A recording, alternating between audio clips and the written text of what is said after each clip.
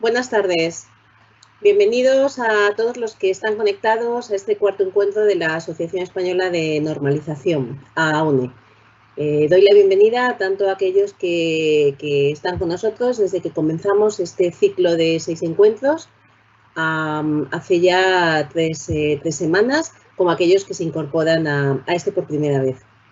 Como venimos haciendo, y además no puede ser de otra manera, antes de empezar, no quiero dejar de trasladar nuestro sentir y apoyo a todos aquellos que han sufrido la pérdida de algún ser querido en esta etapa y aquellos que están hospitalizados o en fase de recuperación. Asimismo, mi reconocimiento más profundo a todos los que están contribuyendo a la evolución positiva del escenario actual. Mucho ánimo para todos.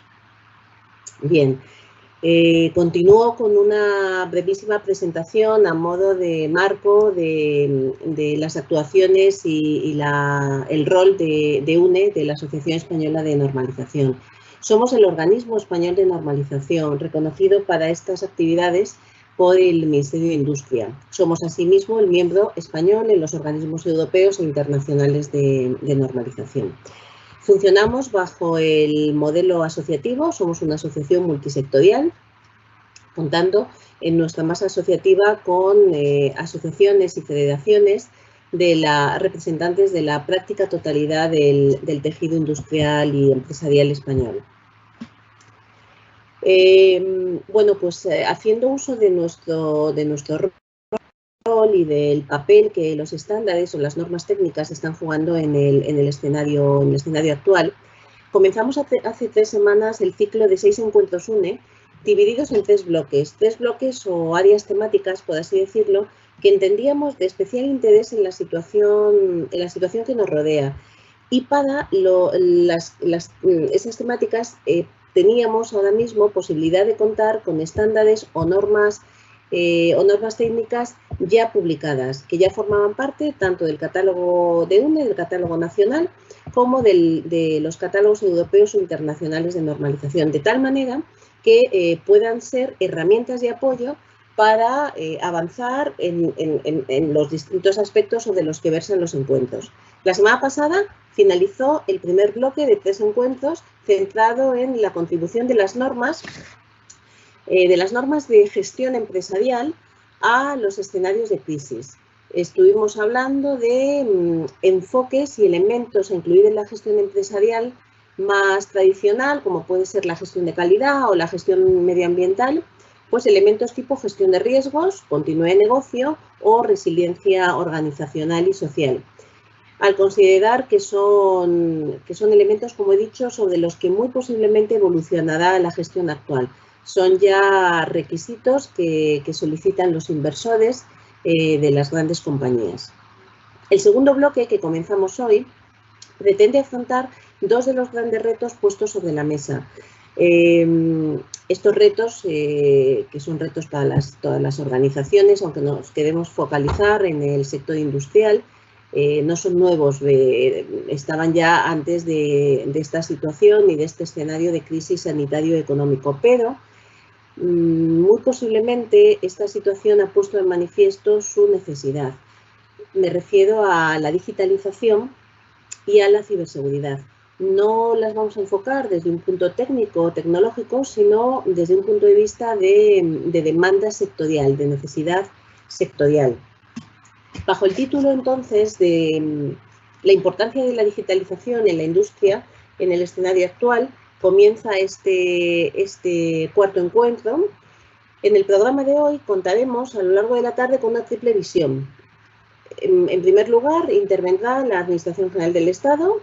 A continuación, un representante de UNE presentará 2 de las especificaciones o de los estándares con los que contamos o con los que cuentan las empresas más bien para afrontar la digitalización, sus procesos de renovación y el proceso de acercamiento de la industria hacia el concepto de Industria 4.0. Y en tercer lugar, veremos un caso real de cómo se ha abordado el proceso de digitalización en una organización. A efectos logísticos, saben que hay un chat de preguntas, de cuestiones, lo iremos gestionando internamente y esa es la vía para que nos trasladen todas aquellas dudas, cuestiones que quieran que compartamos. E iremos respondiendo también desde aquí a aquellas cuestiones de tipo logístico de las necesidades que puedan tener de audio o de vídeo. La idea es plantear alguna pregunta al finalizar cada intervención, pero luego sí que hemos reservado un espacio al final de la tercera intervención, al final de todas las intervenciones, para contestar todas aquellas cuestiones que hayan quedado sin responder y las trasladaremos a los tres ponentes. También decirles que el encuentro será grabado y se publicará mañana en la web de UNE, como venimos haciendo en los anteriores tres encuentros. Asimismo, publicaremos en el chat y también en la página web de la Asociación Española de Normalización un enlace que les permitirá acceder a las normas que, tanto las que se están tratando en todo el ciclo de encuentros, en este encuentro y en todo el ciclo de encuentros, con unas condiciones y un descuento especiales para todos los asistentes. Bien, pues paso entonces a presentar la primera intervención. La primera intervención para la que tenemos el placer de contar con Jordi Llinades. Jordi Llinades es el subdirector general de Digitalización de la Industria y Entornos Colaborativos del Ministerio de Industria. Jordi es ingeniero informático y funcionario del Cuerpo Superior de Sistemas y Tecnologías de la Información del Estado. Tiene experiencia en la empresa privada y en la administración pública. Ha desarrollado su carrera administrativa en diversas posiciones del Ministerio de Hacienda y en la Secretaría de Estado de Agenda Digital. Actualmente, como he dicho, ocupa el cargo de subdirector general de Digitalización de la Industria y Entornos Colaborativos dentro del Ministerio de Industria, Comercio y Turismo. Nos va a presentar las líneas de actuación y las áreas estratégicas del Plan de Industria Conectada 4.0 del Ministerio de Industria. Cuando quieras, Jordi.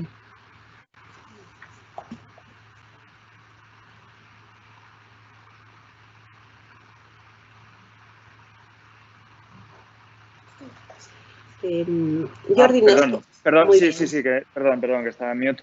Bueno, muchas gracias, Paloma. Bueno, lo primero, agradeceros la invitación y también, bueno, desear que, bueno, pues que todos aquellos que nos están viendo, bueno, pues que en estos momentos que sean tan complejos y tan complicados, ¿no? Que bueno, pues en la medida de lo posible puedan estar en las mejores condiciones y afrontar los retos que tenemos por delante, ¿no?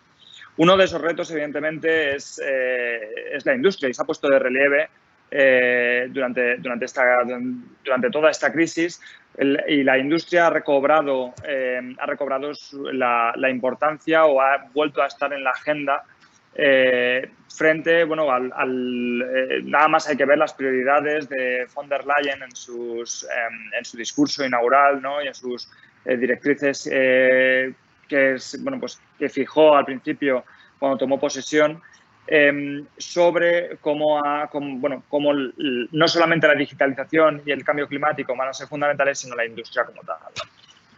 Voy a compartir la presentación. Un momentito, por favor. Comparto la presentación, ya se ve, ¿no? La presentación. Perfectamente. Estupendo. Sí que, bueno, más allá pues evidentemente de la digitalización, la industria es clave, pero claro, al final son binomios, industria, digitalización o industria y transición ecológica son binomios que no son separados, sino que van de la mano. Es decir, la industria o tal como sea, y la seguridad industrial en aspectos que hemos visto sobre autoabastecimiento sanitario son claves y van a ser claves en los próximos años, porque no solamente van a ser importantes de cara a la seguridad sanitaria, sino también a esa capacidad de autoabastecimiento y a toda esa cadena de valor que más adelante contemplaré, ¿no? Y más adelante explicaré. Como he dicho, esto pone de relieve el que es necesario, la industria ha vuelto a la agenda, pero la reindustrialización de los países desarrollados o de países que sufrieron esas deslocalizaciones en los años finales de los 80, durante todos los 90 y principios de los años 2000, bueno, pues va a venir de la mano de la digitalización, ¿no?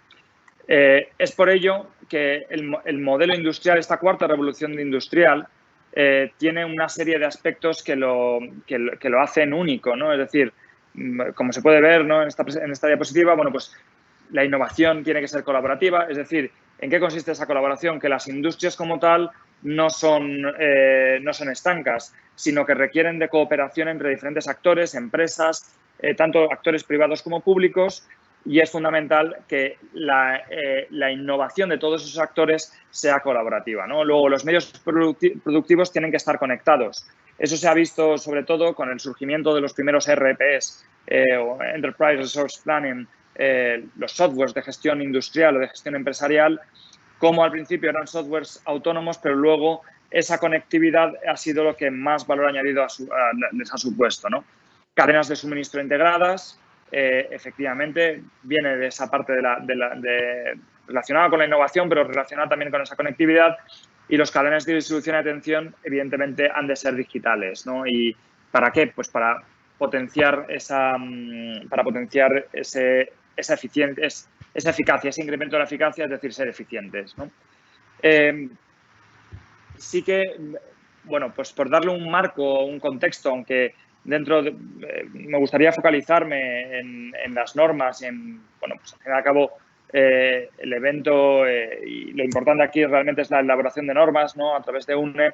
Sí que me gustaría dar unas pinceladas en cuanto al contexto de la estrategia de industria conectada, ¿no? Los objetivos de la iniciativa de industria conectada era básicamente incrementar ese valor añadido industrial, favorecer un modelo propio para la industria de futuro, es decir, la industria de futuro no va a venir de un uso intensivo de la mano de obra, sino que va a venir de un uso intensivo de la tecnología, en particular de la tecnología digital, y promover determinadas palancas competitivas diferenciadoras para favorecer a esa industria española e impulsar sus exportaciones, ¿no? Para esto se articulan unas líneas de actuación en unas áreas estratégicas sobre las que pivota todo el armazón y todas las diferentes actuaciones que llevamos a cabo, ¿no? En primer lugar, como se puede ver, aparece la concienciación y la formación como esa línea de actuación, ¿no? La concienciación y la comunicación son fundamentales. ¿Por qué? ¿Por qué son claves estas áreas estratégicas? Bueno, pues porque uno de los problemas que hemos visto es que no está dentro de la agenda, la industria 4.0 no está dentro de la agenda de las empresas industriales. Es decir, los directivos industriales no consideran que esto sea uno de los ámbitos, sí que lo consideran, pero les queda lejos, les queda algo que es molesto y que ya acometerán. Pero claro, el ya acometerán puede convertirse en un problema. ¿Por qué? Porque a día de hoy es fundamental, la digitalización es fundamental no solamente para atraer la inversión o esas relocalizaciones que van a venir del sudeste asiático, sino es necesario para evitar deslocalizaciones a países que están desarrollados industrialmente, ¿no? Y eso es fundamental, y es fundamental que lo entiendan los directivos, es decir, que esto no es una opción, es una necesidad, ¿no? Para ello, nosotros hacemos múltiples eventos. Por ejemplo, uno de ellos es la participación en este evento, es decir, el poder concienciar y poder comunicar la necesidad y la importancia que tiene por delante. Es decir, el Foro Económico Mundial hablaba sobre una relocalización de prácticamente un 30% de la industria del sudeste asiático en los próximos 7 años. Pero claro, esa relocalización nos la jugamos que venga o a países como España o que se vaya a países que tengan unos ecosistemas mucho más innovadores y mucho más digitales y que sean eficientes. Y esto es clave tenerlo, pero no solamente esto, sino relocalización de industrias que ahora mismo están arraigadas en territorio nacional y que se pueden ir a países que han invertido más en este tipo de acciones y en este tipo de tecnologías, ¿no? En segundo lugar, en cuanto a la parte de formación, nosotros también le damos estamos especialmente volcados a través, sobre todo, de la Escuela de Organización Industrial, ¿Por qué? Porque entendemos que el reskilling y el upskilling, es decir, la reconversión, ¿no?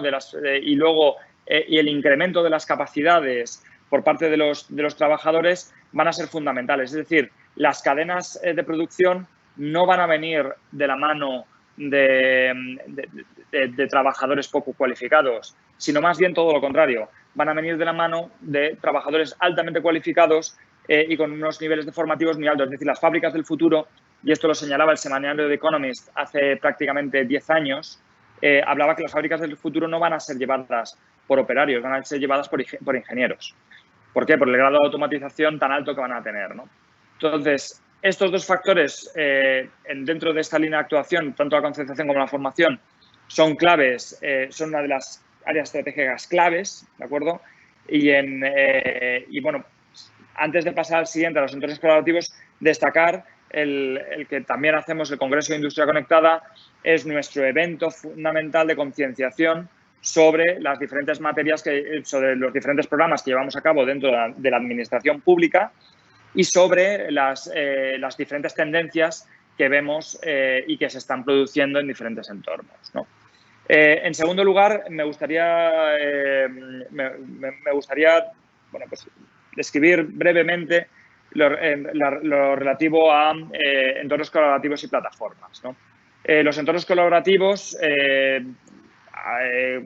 bueno, se pueden entender como un todo, pero sí que me gustaría destacar dos tipos o dos entornos colaborativos que serían, por un lado, las conocidas como agrupaciones empresariales innovadoras, UAIs o clusters, y un programa que de hecho hemos sacado a consulta hace unos días, que son los Digital Innovation Hubs. Los entornos colaborativos más que nunca se han convertido en claves para el incremento de la productividad y el incremento de la competitividad en las industrias, ¿no? Claro, un ejemplo sería bueno, pues lo que ha sucedido en la crisis con Ersil, es decir, con el fabricante de respiradores. El fabricante de respiradores, el Ministerio tuvo una labor digamos que capitaneó el proyecto de Ersil para poder escalar su fabricación de 10 a 100 respiradores, a más de 100, prácticamente está fabricando 150 respiradores al día. Y bueno, ¿cómo lo ha capitaneado? A través de los entornos colaborativos, es decir, a través de entender que la cadena de suministro es global, pero que en determinados casos, pues que se ha de requerir y se ha de transformar determinadas industrias, como en este caso utilizamos unas industrias de la defensa y del espacio, para poder transformar sus líneas productivas y poder favorecer bueno, pues esas fabricaciones, esas adaptaciones, ¿no? Yo creo que esto es clave. ¿Por qué? Porque además las industrias que hemos incorporado, que incorporamos al proyecto, eran altamente digitalizadas. Y eso ha sido fundamental para poder producir mucho más rápido, con máquinas de control numérico, con sistemas PLC, pues evidentemente muy desarrollados, que han permitido poder escalar la facturación, poder multiplicar la facturación por 10 y prácticamente por 15. ¿De acuerdo? Aquí nosotros tenemos dos líneas de trabajo, los clusters, como bien decía, y los hubs de innovación. Los clusters, estamos reenfocando el proceso de clusters para que sea mucho más en líneas de lo que señala Mariana Mazzucato. Es decir, un Estado mucho más emprendedor que detecta cuáles son las líneas de actuación que tiene que llevar y propone a estas líneas productivas proyectos, tractores que hagan traccionar, valga la redundancia, traccionar a toda la industria en un determinado foco. ¿De acuerdo?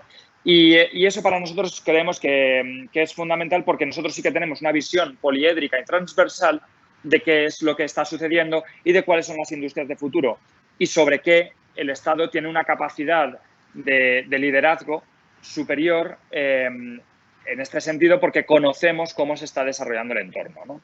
Entonces, en el ámbito de los Digital Innovation Hubs, pues se van a erigir en unos actores fundamentales para una digitalización transversal. Es decir, si los clusters van a ir en una vertical, los hubs van a ir en transversal, y ambos van a tener el hilo conductor de la digitalización. No obstante, dentro de, y me quiero ceñir un poco, me quiero ceñir al tiempo, evidentemente no me quiero explayar sobre esto, pero estamos desde el Ministerio de Industria estamos a disposición de todos ustedes si tienen alguna duda en este aspecto. El impulso de habilitadores digitales es clave, no es una cuestión únicamente del Ministerio de Industria, sino también incluye al Ministerio de Ciencia y al Ministerio de Economía con la Secretaría de Estado de Digitalización. ¿Para qué? Para que nosotros, por explicarlo rápidamente, nosotros somos la demanda y es decir, nosotros representamos a las industrias tradicionales que tienen que digitalizarse y el Ministerio de Ciencia y el Ministerio de Avance Digital, o sea, el Ministerio de Economía y Transformación Digital representan a la oferta, es decir, representan a las industrias que tienen que ofertar soluciones para nuestras industrias que son tradicionales. Y en ese sentido, pues estamos en contacto con ellos para ver cómo cuadrar esa oferta y esa demanda. Y por último, el apoyo a la evolución digital de la industria. Lanzamos una serie de programas en apoyo a la adopción de la Industria 4.0, los conocidos como programas Activa Industria 4.0, que son consultorías, son subvenciones nominativas, son consultorías específicas para ayudar a la transformación digital de cada una de las pymes. Vamos a sacar un programa piloto sobre Activa Cadena de Valor, es decir, para en empresas tractoras analizar toda su cadena de valor y digitalizar toda su cadena de valor. Activa retos industriales, proponer en esa línea de Matsukato, ¿no? Proponer retos específicos que nosotros identificamos que son claves, pero esto solamente para empresas y para startups, es decir, porque aquí tratamos de generar a través de ENISA startups que no sean solamente empresas de base tecnológica de sociedad de la información, sino también startups que sean industriales y que den soluciones industriales. Para nosotros eso es fundamental para apuntalar el sector industrial en España, sector de amplio valor añadido y con mucha capacidad de recuperación y muy inelástico a las crisis. Se ha visto también en esta crisis. En esta crisis se ha visto que el sector servicios ha sido mucho más vulnerable que el sector industrial. Y por último, tenemos más programas, pero sí que me gustaría destacar el programa de Activa Crecimiento Empresarial. ¿Para qué? Para incrementar la competitividad. Uno de los problemas que tiene España es que no tenemos menos empresas medianas en relación de lo que, por ejemplo, tienen países como Alemania. Y el tamaño de las empresas es muy importante de cara a su competitividad. Es decir, es mucho mejor tener una empresa de que facture 12 millones de euros a tener dos empresas que facturen 6 millones de euros. Por varias cuestiones, pero por capacidad de crédito, capacidad de acceso a licitaciones públicas, etcétera, etcétera. Y ese programa es otro programa de consultoría que va enfocado a esas líneas. Y por último, y ya no querría pisar un poco la presentación que va a hacer José Antonio, sí que hemos impulsado un marco regulatorio de estandarización, ¿no? Destacar, y al hilo ya una vez visto todo el contexto sobre los cuales se basa o se fundamenta toda la industria 4.0, destacar que la estandarización y la normalización son muy necesarios y son fundamentales para la interconexión y para la interoperabilidad, ¿de acuerdo?, de la industria 4.0. Es necesario para conectar esos compartimentos estancos y nosotros, desde el Ministerio de Industria, pues hemos tratado de impulsar esas líneas de normalización, ¿no? Importante, por ejemplo, lo que se destaca a través de la Organización Mundial del Comercio, que los principios que rigen esta estandarización pues son los que se describen en esta diapositiva, es decir, consenso, imparcialidad, franqueza, pertinencia, transparencia, eficacia y eficiencia, ¿no? Entendemos que para eso pues UNE ha sido clave. Es decir, nosotros hemos trabajado y es sobre lo que va a hablar a continuación José Antonio.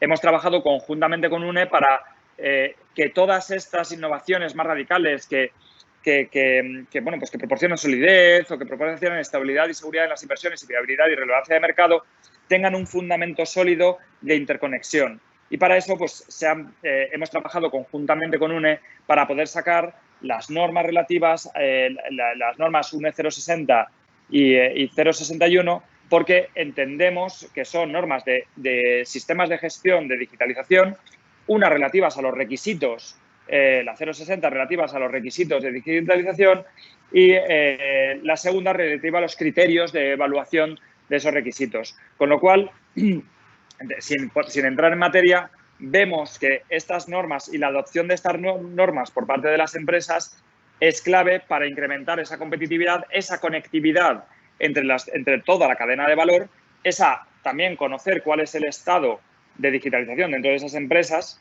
y poder optar y poder conocer cuál es el futuro y hacia dónde tenemos que ir en determinadas acciones llevadas a cabo dentro de las empresas. Creo que me he ceñido al tiempo, Paloma.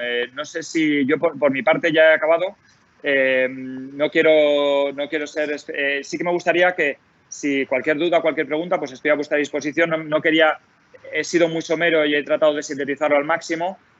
Toda la información, se me han quedado muchas cosas en el tintero, pero estoy a disposición tanto en este evento como a través de los canales de correo electrónico, el buzón de la subdirección, para cualquier duda que pueda tener el público. Muchas gracias, Jordi. Muy interesante la presentación para que tengamos noción de que realmente hay líneas de ayuda y líneas de impulso a estos procesos que demanda la industria. Por parte de UNE, recibimos el encargo del Ministerio de Industria de poner en marcha la elaboración de estas especificaciones, la CO60 y la CO61, digamos que contribuyesen a organizar los procesos de digitalización de la industria. Lo que hicimos fue trasladar esta solicitud a los miembros de UNE. Por tener además estos un papel clave en este proceso, dado que, como he dicho, representan a la práctica totalidad del tejido industrial. Fue una iniciativa muy bien acogida y ahora en la siguiente presentación nos contará José Antonio cuál es el contenido de las especificaciones, pero es importante reseñar que se han hecho por la industria. El Ministerio de Industria estuvo presente, lógicamente, en el grupo de trabajo, pero realmente los que fueron tomando decisiones de lo que era más adecuado poner en ese momento, porque esto además es evolutivo, fueron las asociaciones industriales. Quería hacerte una pregunta, Jordi, dos, porque yo creo que vamos bien de tiempo. Si hay todas las preguntas que vayan surgiendo a lo largo del chat, las vamos a contestar. Yo incitaría a que aprovechemos la presencia de Jordi Llinades para trasladar cualquier cuestión, inquietud, tanto del momento actual como del futuro próximo, de la nueva normalidad respecto a estos programas. Por mi parte, aunque has dicho algo ya de que, lógicamente, es un elemento clave la colaboración y la coordinación entre las administraciones públicas, quería que nos concretases algo más las líneas que hay actualmente de coordinación entre el Ministerio de Industria y la recién creada Secretaría de Estado de Digitalización e Inteligencia Artificial, para ver un poco cómo organizas el proceso que has comentado de encuadre de oferta y demanda. A ver, realmente la recién creada Secretaría de Estado de Digitalización, que la Secretaría de Estado de Óscar Martínez, realmente es el fruto de una... Bueno, esto es conocido entre los funcionarios, ¿no?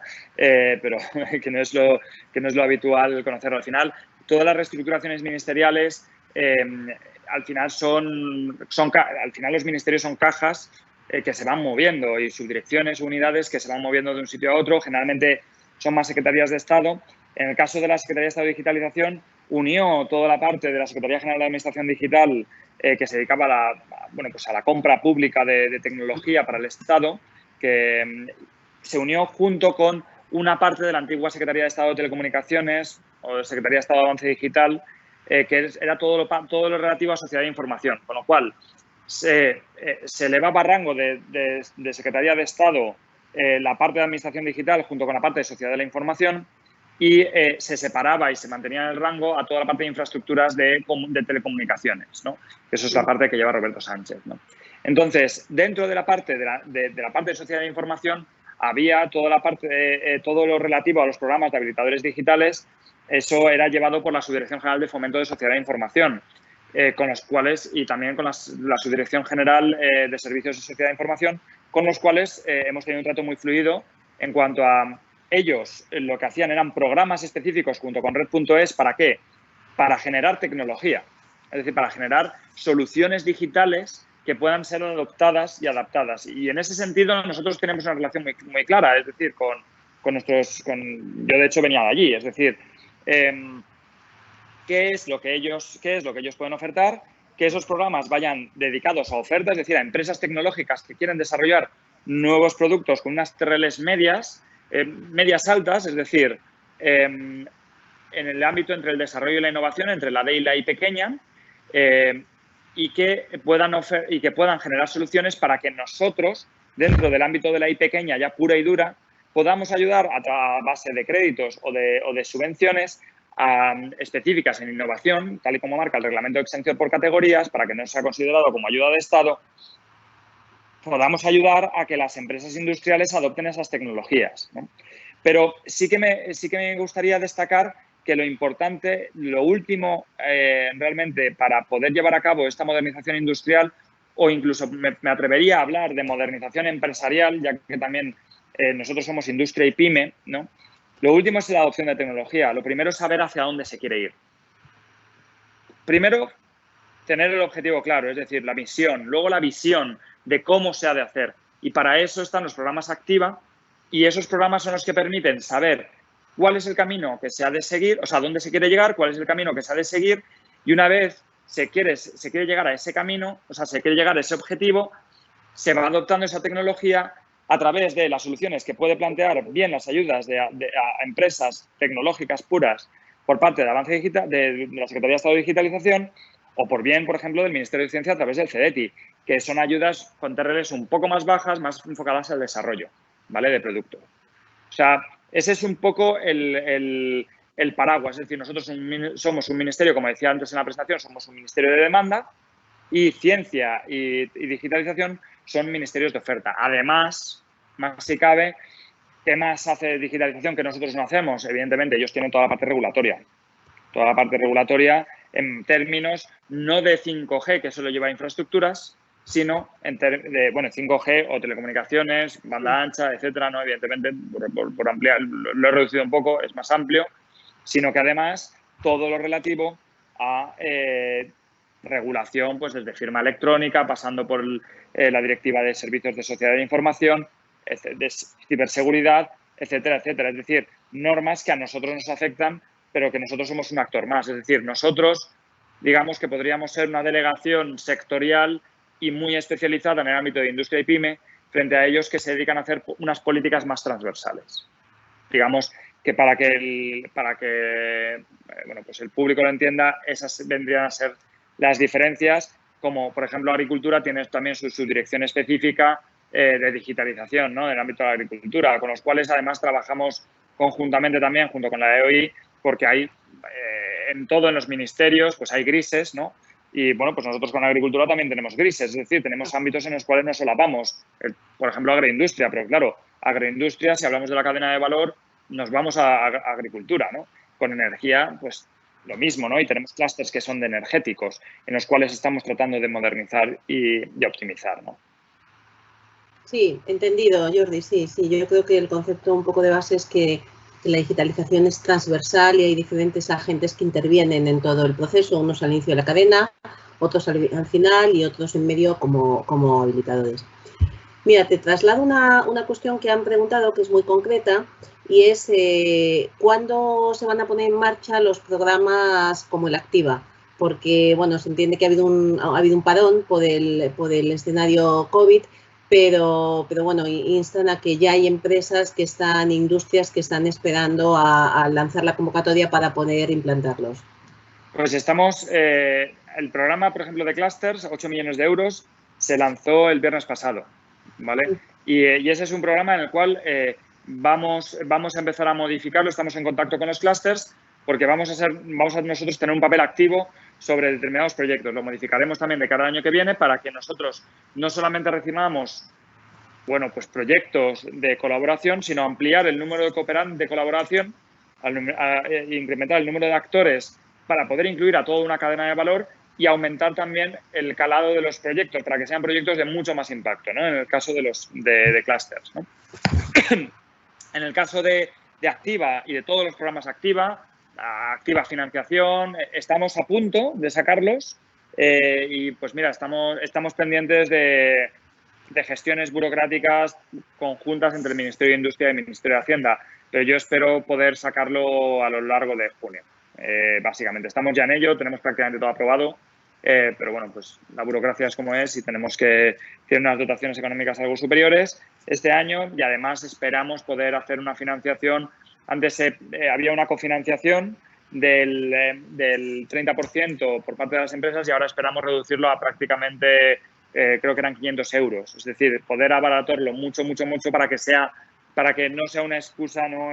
Antes se tenía que pagar en torno a los 3.300 euros y ahora reducirlo a 500 euros. Es decir, una aportación que sea, bueno, pues un mínimo para que pueda haber una implicación por parte de la empresa, pero que no signifique un escollo. Entendíamos que 3.000 euros podían ser un escollo y, bueno, pues vamos a hacerlo de esa manera. Entonces, todos los programas activos retos industriales y demás, esperamos poderlo sacar pues a lo largo de estos 2 próximos meses. Muy bien, muchas gracias. Bueno, pues pasamos ahora a la segunda intervención que corre a cargo de José Antonio Jiménez Caballero. José Antonio Jiménez es ingeniero industrial por la Universidad de Málaga. Desde 2007 trabaja en la Asociación Española de Normalización, es el responsable de los sectores de electrónica y TIC. Y dentro de sus cometidos está el de ser responsable de estándares para Industria 4.0. En su presentación nos va a mostrar el detalle de las especificaciones que comentábamos en la intervención de Jordi, que a través de un encargo del Ministerio de Industria, UNE puso el marco de trabajo, la mesa de trabajo para su desarrollo. Se trata de las especificaciones UNE 060 y 061. Cuando quieras, José Antonio. Muchas gracias, Paloma. Buenas tardes o buenos días, según desde donde nos escuchéis, que nos mandan mensajes desde lejos. Yo os voy a presentar una herramienta que hemos desarrollado aquí en UNE para abordar ese proceso de digitalización. Por vincularlo al principio con la intervención de Jordi, ya ha hecho incidencia en la importancia que tiene concienciar al equipo directivo de una organización industrial sobre lo esencial que es abordar este proceso de digitalización.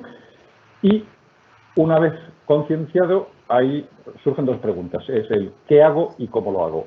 Y para responder a esas 2 preguntas es para lo que sirve esta herramienta que hemos diseñado, que es el sistema de gestión para la digitalización industrial de UNE.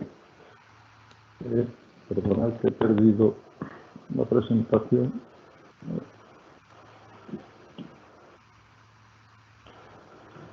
Bueno, la primera parte ya ha incidido Paloma sobre ella, con lo cual no la vamos a saltar. Y aunque de esto también hemos hablado, pero ¿por qué hicimos esta especificación? Bueno, pues estas especificaciones las hicimos porque fueron un encargo.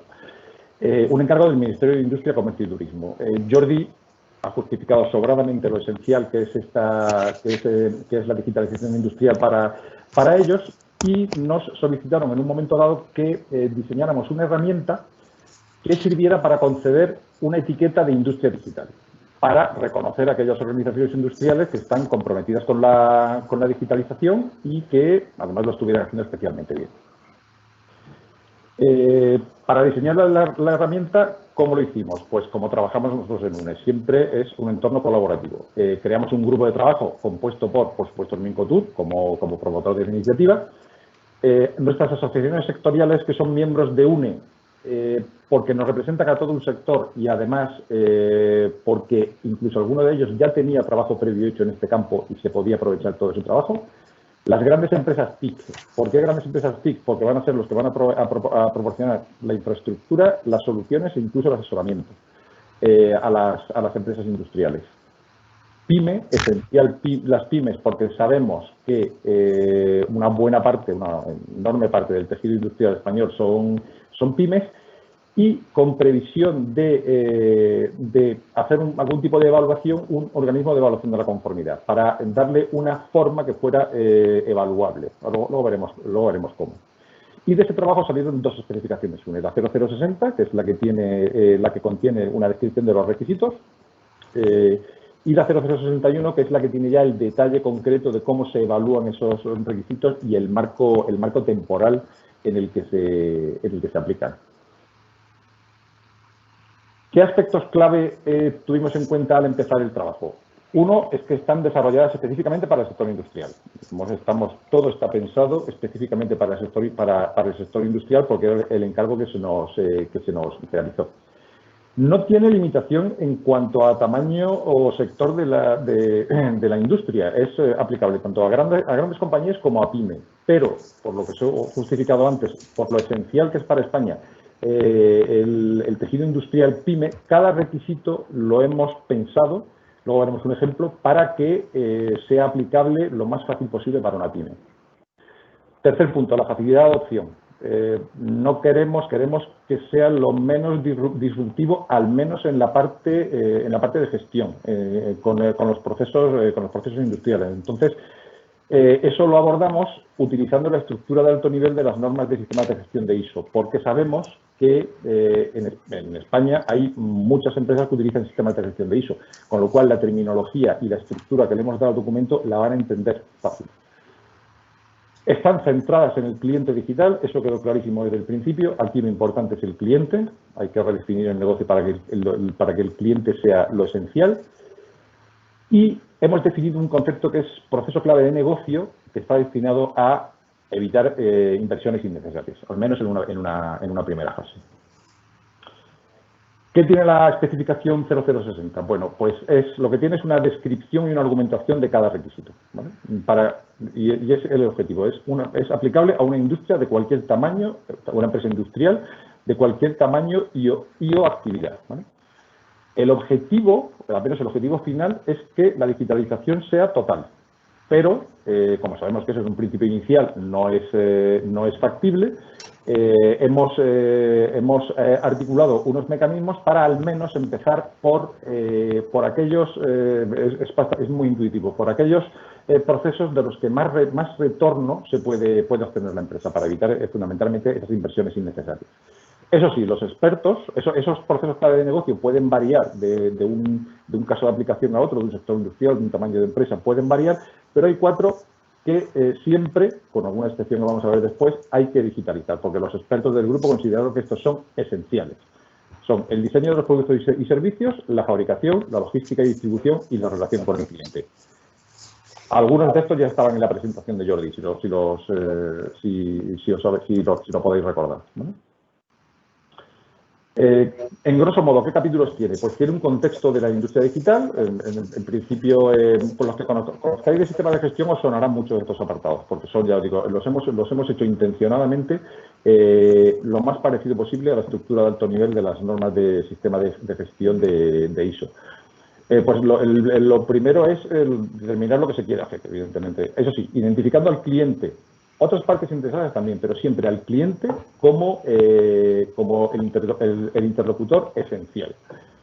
Determinar los requisitos digitales de esos interlocutores, definir qué es lo que vamos a hacer y, muy importante, redefinir digitalmente el modelo de negocio. No se trata de digitalizar una pequeña parte para que todo continúe igual. No, es un cambio de modelo radical, ¿no? Tiene otra parte de liderazgo.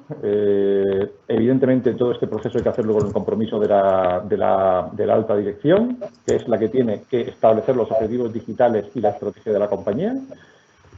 Asegurar, por supuesto, que están disponibles los recursos necesarios, porque una inversión es necesaria, y asignar responsabilidades para la gestión de la digitalización. Responsabilidades que, evidentemente, incluirán nuevos perfiles profesionales que habrá que incorporar a las empresas industriales.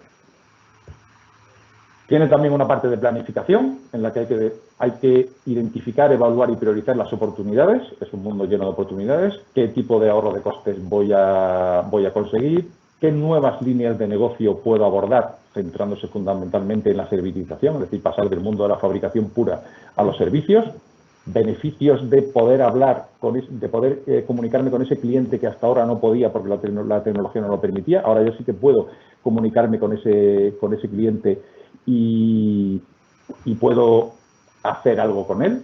Personalización de productos. Esto es una cosa que hay que analizarlo en detalle de qué nuevas posibilidades se ofrecen. Pero cuidado, os he marcado muy también los riesgos. Los riesgos son muy importantes. Una empresa industrial está entrando en un mundo que le era desconocido y tiene que tener en cuenta los riesgos a los que se va a enfrentar, fundamentalmente ciberseguridad o, por ejemplo, privacidad. Vas a hablar con el cliente, pero tienes que tener en cuenta que si vas a capturar datos de cliente, te haces responsable y tienes una serie de responsabilidades de custodia con esos datos. Todo eso, los riesgos, es muy importante también tenerlos en cuenta. Un capítulo de apoyo con requisitos de infraestructura TIC, con competencias profesionales, tanto nuevas como reciclado de los empleados que ya existen en la compañía. Una parte de información documentada que es esencial en todos los sistemas de gestión.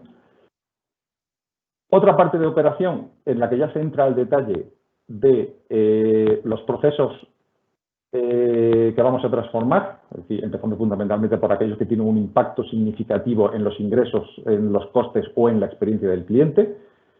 La visión de cliente o de producto, es decir, qué espera mi cliente de esta transformación digital y qué puedo añadir a mi producto en esta transformación digital. Datos digitales, es decir, qué voy a hacer con esos datos. Voy a tener datos y es importante saber qué voy a hacer con ellos. Y una visión de la tecnología también, es decir, qué aplicaciones voy a utilizar, qué soluciones tecnológicas, voy a desarrollar aplicaciones de cliente o no, etcétera, etcétera. Otro capítulo de innovación, es decir, hemos aprovechado también para, aprovechando todas esas herramientas colaborativas que nos pone la tecnología a disposición, las empresas, incluso de cualquier tamaño, tienen nuevas posibilidades de colaborar con gente que tiene un conocimiento que le pueden ayudar a desarrollar nuevos productos o servicios y hay que aprovechar esas facilidades. Y luego ya por último una parte de seguimiento, medición y evaluación, que es típica de un ciclo PDCA, un ciclo de sistema de gestión, y una parte de mejora continua. Esto es muy resumido porque el desglose total son 92 requisitos. En total son 92 requisitos, afortunadamente no son todos obligatorios, ¿no? La 0060 lo que tiene es una foto estática de todo lo que hay que hacer. No tiene el desarrollo de un proceso o un marco temporal. Eso está en la segunda parte, que es la 0061. ¿Vale? Hemos definido ya aquí el ciclo en el que se va a hacer el proceso de digitalización, que lo hemos definido en 3 años. Hemos incluido requisitos detallados para evaluar los requisitos de la 0060 y, por supuesto, hemos puesto los criterios mínimos. No nos olvidemos que este era el encargo inicial. En el encargo inicial tenemos que poner una serie de criterios mínimos para permitir asignar ese sello o esa etiqueta de calidad a una empresa industrial. Los requisitos, los 92, no todos son obligatorios. No todos son obligatorios. Los hemos ido analizándolos en detalle uno por uno y los hemos catalogado en obligatorios, que hay que considerarlos siempre, excepto por motivos legales, porque durante el desarrollo de la especificación algunos sectores nos dijeron que alguno de esos requisitos, ellos por algún motivo por un motivo legal, concretamente, no iban a ser capaces de cumplirlos, con lo cual, evidentemente, por motivos legales, un requisito obligatorio no sería obligatorio si algún sector tiene esa limitación. Valorables, que siempre es necesario considerarlos, la filosofía es siempre considerarlos, pero argumentándolo y justificadamente se pueden no cumplir con una justificación debida, y luego hay algunos no evaluables que son requisitos muy generales que realmente los desglosamos en detalle en otro tipo de requisitos y se evalúan por separado en función de esos otros requisitos. Para que veáis el aspecto que tiene es este, y os he marcado ahí en rojo 2 requisitos importantes. El primero que es obligatorio, se debe disponer de conexión a Internet a través de redes que soporten las capacidades y velocidades que exigen las nuevas demandas de una industria digital. Evidentemente, este es un requisito obligatorio, pero para que veáis la dificultad de desarrollar este tipo de especificaciones, no tenemos que pensar que en todos sitios existe toda la conectividad que queramos. Es decir, puede haber industrias, pequeños polígonos industriales, remotos, que no tengan ese tipo de posibilidades, entonces esa cosa hay que pensarlo. Evidentemente, es un requisito obligatorio, y estuvimos analizándolo y pensamos que hoy hay herramientas para que, bueno, si alguna industria está en un lugar en el que la conectividad es más limitada, bueno, hay herramientas como mover al cloud, algunas algunos de esos procesos que pueden hacer que realmente no sea necesario tanto ancho de banda donde ellos están. Y al siguiente es un requisito valorable. Pues para que veáis, por ejemplo, se debe disponer de tecnología móvil, smartphones, smartwatches, wearables. ¿Esto es obligatorio? No. Analízalo y en función de cada caso de uso una empresa puede determinar si para ellos es un requisito esencial o no. ¿Vale? A la derecha hay una columna que es observaciones. ¿Qué tiene la columna de observaciones? Bueno, pues ahí hemos incluido información adicional para aplicar o evaluar ese requisito. Hemos añadido el criterio de puntuación porque no olvidemos que tenemos que asignar un sello, al fin y al cabo. Con ese criterio, 3 puntos para el requisito cumplido, 1 punto para requisito en proceso y no cumplido 0 puntos. ¿Por qué no hay 2 puntos? Porque, bueno, está hecho intencionadamente así. Está hecho para fomentar que se finalicen los requisitos, ¿vale? De forma que aquellas organizaciones que finalicen un requisito concreto, cuanto antes en el ciclo del proceso, pues antes obtienen la máxima puntuación, que son 3 puntos. Y por último, tiene criterios temporales. O sea, hay algunos requisitos hemos determinado que son lo suficientemente importantes como para tener hitos concretos en ese periodo de 3 años, ¿no? Al fin del proceso teníamos que poner un límite. Tenemos que poner un límite para asignar ese baremo y poder asignar ese sello de industria digital. Para asignarlo, dividimos los requisitos entre los que habíamos determinado que eran obligatorios y los que eran valorables, y esos son los criterios que veis ahí. Para poder obtener la consideración de industria digital, hay que cumplir el 80% de los requisitos obligatorios al comienzo del ciclo. ¿Qué quiere eso decir? Eso quiere decir que hay que hacer un trabajo previo. O sea, al comienzo del ciclo, si quieres tener el sello, tienes que haber hecho un trabajo previo para conseguir ese 80%. Un 85% al final del primer año, 90% al final del segundo año y 100% al final del primer ciclo. Evidentemente, al final del ciclo tienes que cumplir el 100% de los requisitos obligatorios, porque los obligatorios son aquellos que hemos considerado que son lo suficientemente importantes como para hacerlos obligatorios. En los requisitos valorables somos más flexibles, ¿no? Entonces ahí, al comienzo del ciclo, se pide un 35% de la puntuación máxima conseguible, que ahora vamos a ver lo que es, de la puntuación máxima conseguible del comienzo del ciclo, y el 60% de la puntuación máxima conseguible al final del primer ciclo.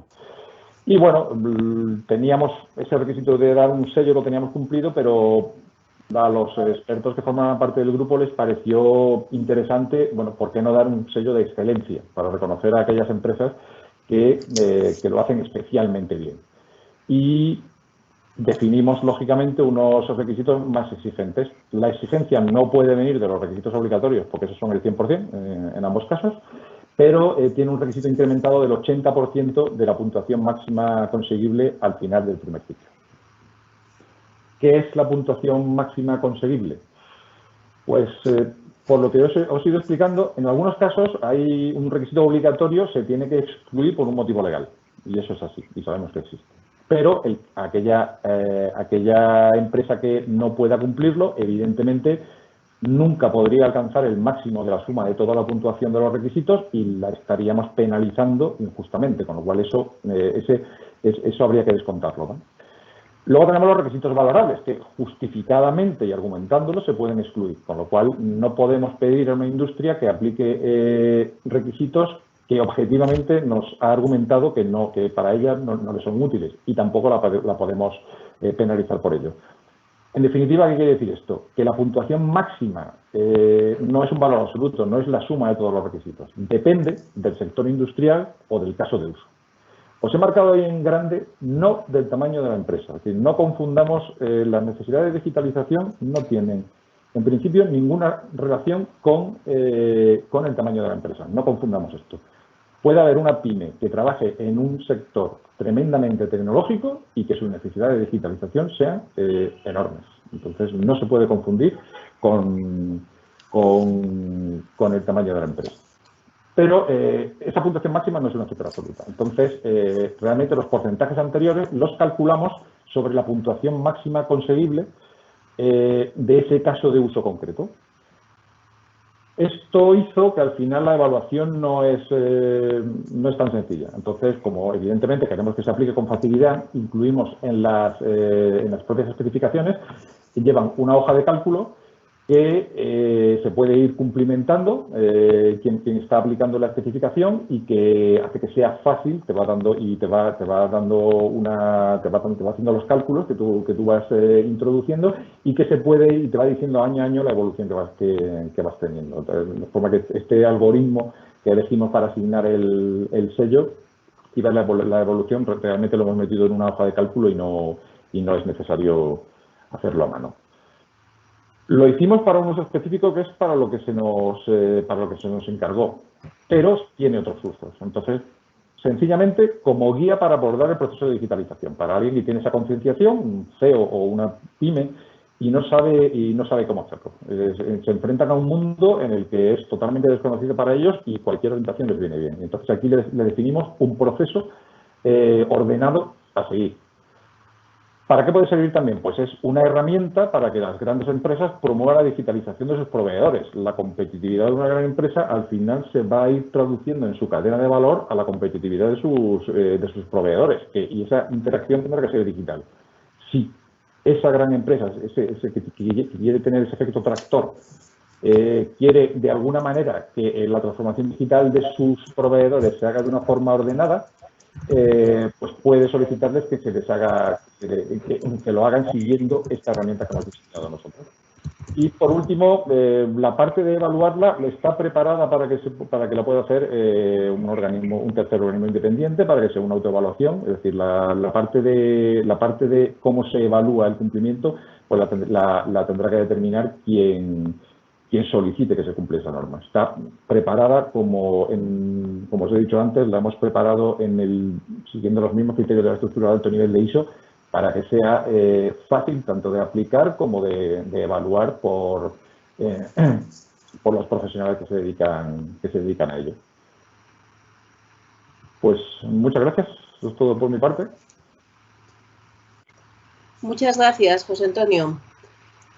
Tengo una cuestión que estoy pensando a raíz de lo comentado en los encuentros anteriores. En los encuentros anteriores se puso de manifiesto que aquellas empresas, aquellas organizaciones que contaban con un cierto grado de madurez o una política de gestión de riesgos o de continuidad de negocio, pues habían contado con un elemento diferenciador en cómo enfrentarse a la crisis económica actual. Esta especificación, además, tiene la misma estructura de alto nivel que estas normas internacionales que apoyan las políticas de continuidad de negocio y de gestión de riesgos. Lo que te quería trasladar es cómo podría esta especificación, la implantación de esta especificación en una industria, cómo podría ayudar a enfrentarse al escenario económico, de crisis económica actual. O otro similar que pudiera venir derivado de otro motivo. Pues yo creo que muchísimo. Todos conocemos casos de empresas que de hoy para mañana han tenido que trasladar su operatividad de sus instalaciones a las casas. Entonces, con todos los problemas que eso conlleva. Tienes que contratar nuevos servicios, puede que no sepas, incluso no tengas gente TIC dentro de la organización que sepa hacerlo. Cualquier empresa que esté digitalizada o que haya aplicado esto, eso ya lo tenía hecho. Es un paso, es tan sencillo como hemos hecho nosotros en buena parte, es coger el portátil y llevártelo a casa. Porque toda la parte que se pudiera mover a la parte tecnológica ya lo tenían hecho y seguramente incluso lo estaban haciendo ya. Entonces es fundamental. Aplicar esta tecnología también te baja el tipo o estas tecnologías que hay disponibles, evidentemente te baja el nivel de ocupación que tienes en la planta. Es decir, yo creo que cualquier empresa que hubiera aplicado o estuviera digitalizada, las facilidades serían tremendas. Yo creo que aquel que lo haya tenido que hacer sin estar preparado lo puede entender perfectamente. Claro, sí, sin duda, sin duda. Muy bien, pues para ir respetando los tiempos y luego dejar margen a un espacio de intercambio de respuesta de cuestiones que están surgiendo, Pasamos a continuación a la tercera intervención, que corre a cargo de Carlos Ferrer. Carlos Ferrer es responsable de integración de sistemas de Fermax. Es licenciado en Ciencias Físicas por la Universidad de Valencia, profesor universitario durante 13 años en dicha universidad. Cuenta con más de 20 años de experiencia en diferentes puestos y responsabilidades de Fermax, siendo en la actualidad especialista senior en integración de soluciones y responsable de propiedad intelectual. Destaco también, por la parte que nos toca, como UNE, que es vocal del Comité de Normalización 108 Subcomité 79 de Sistemas de Alarma, y además es un activo participante a nivel internacional y europeo en la redacción de las normas de videoporteos. Nos va a compartir la apuesta a futuro de Fermax enfocada a la digitalización del producto, pasando de la venta de producto a la venta de producto más servicio. Todo este proceso, lo que ha conllevado y las expectativas que se tienen de esta evolución. Cuando quieras, Carlos.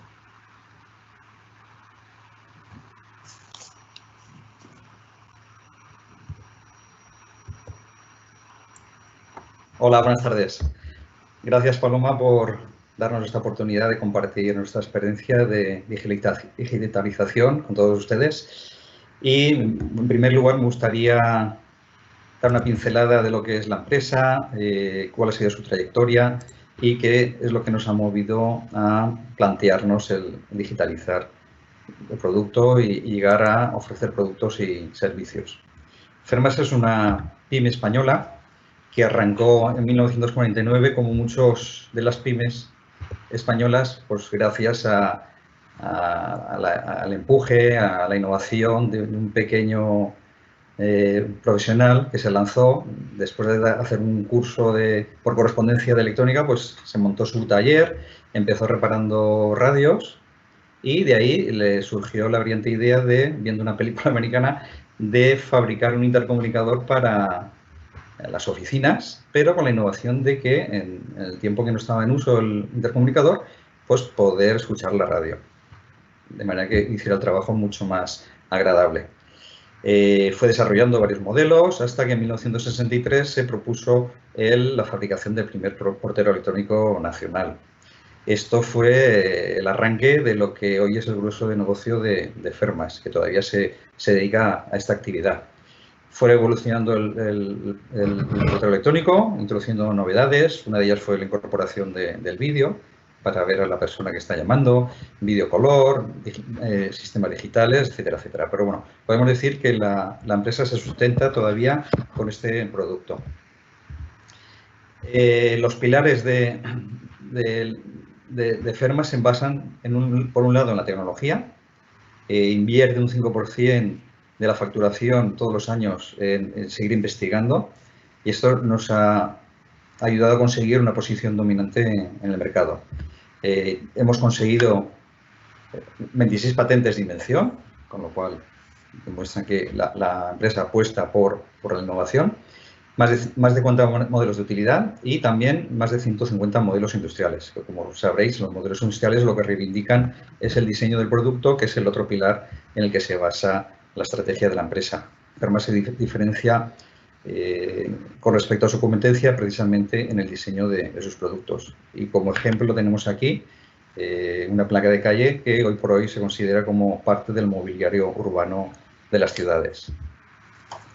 A nivel nacional, las oficinas principales se encuentran en Valencia y tiene 7 oficinas distribuidas estratégicamente por todo el territorio nacional para dar servicio a todos nuestros clientes. A nivel internacional, cuenta con 7 filiales propias distribuidas por el mundo y además 4 oficinas de representación, y tiene presencia en más de 70 países, con lo cual podemos decir que estamos presentes en todos los continentes.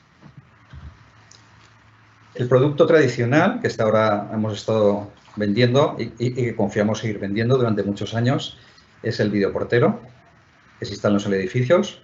El videoportero tiene 2 elementos fundamentales. Uno es lo que se instala en la placa de calle, a través de la cual las visitas pueden llamar a las viviendas, y el otro es el terminal de la vivienda.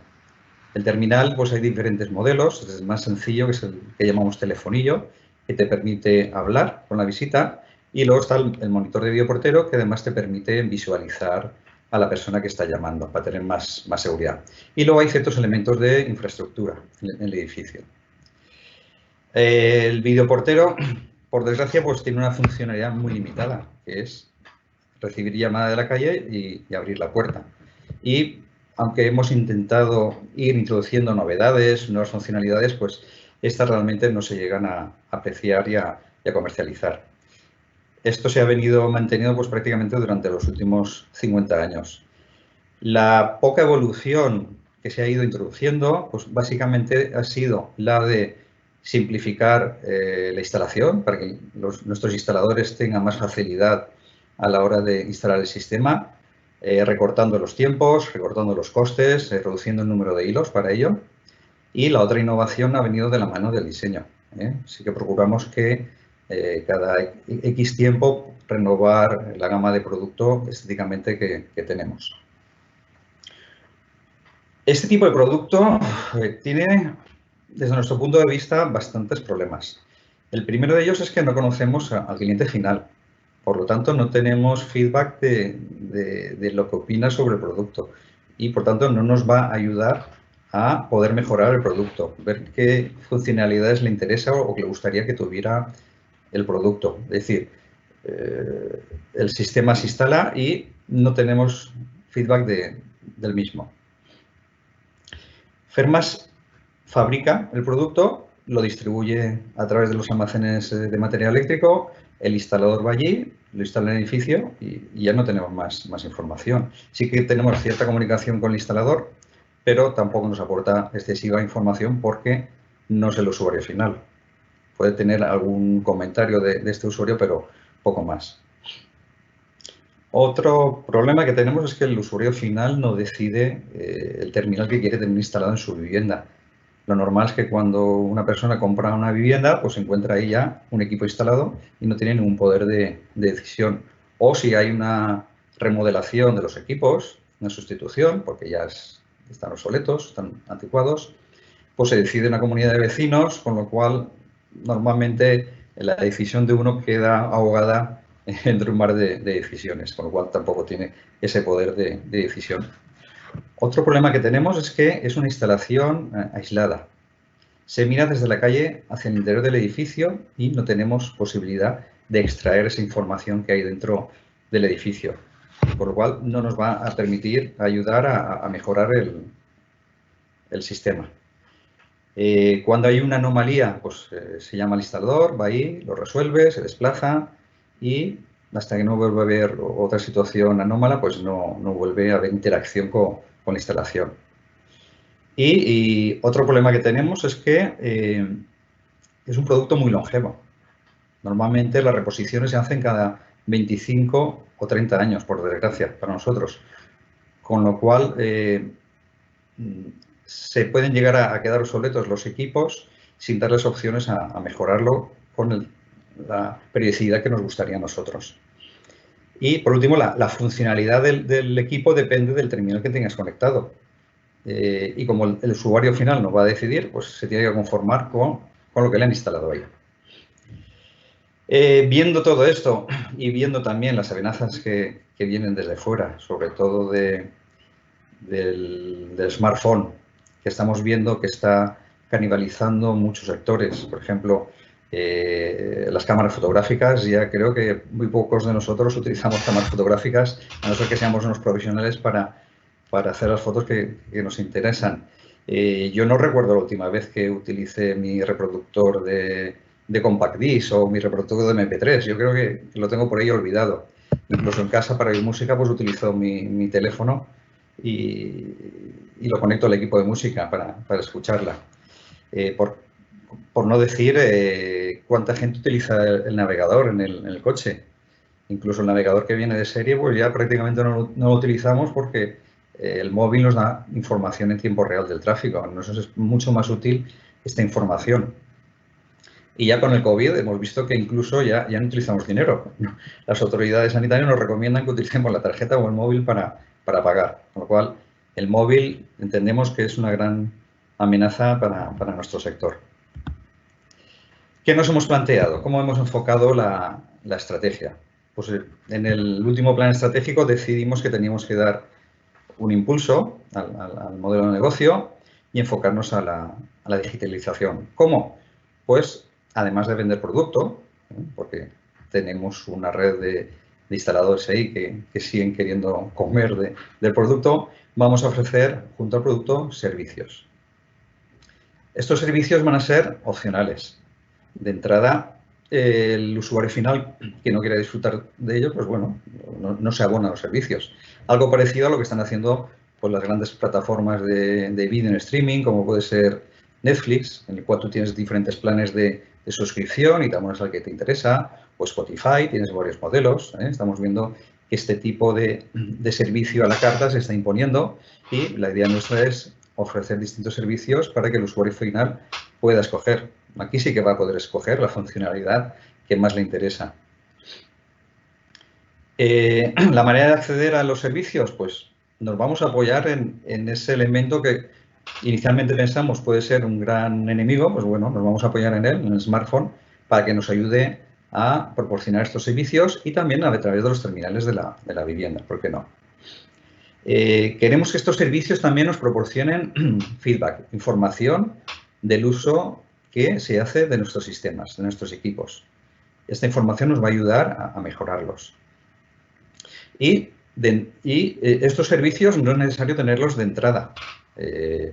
Inicialmente vamos a proponer una serie de servicios, pero la conectividad de las instalaciones y la digitalización lo que nos va a permitir es ir ampliando estos servicios utilizando la instalación de partida con la que se empezó a trabajar con los servicios.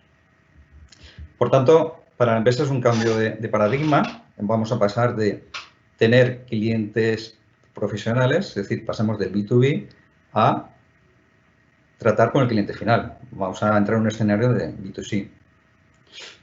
El que los servicios también no dependan del terminal que hay instalado también nos va a permitir quizá reducir la gama de modelos de terminales que tenemos, puesto que como ya no va a depender del tipo de terminal que he instalado, sino de lo que se contrate, pues bueno, nos podremos focalizar en una serie más reducida de terminales, con lo cual podríamos ganar en escala de negocio, fabricación de un solo modelo por economía de escala. ¿Cómo vamos a ofrecer estos servicios?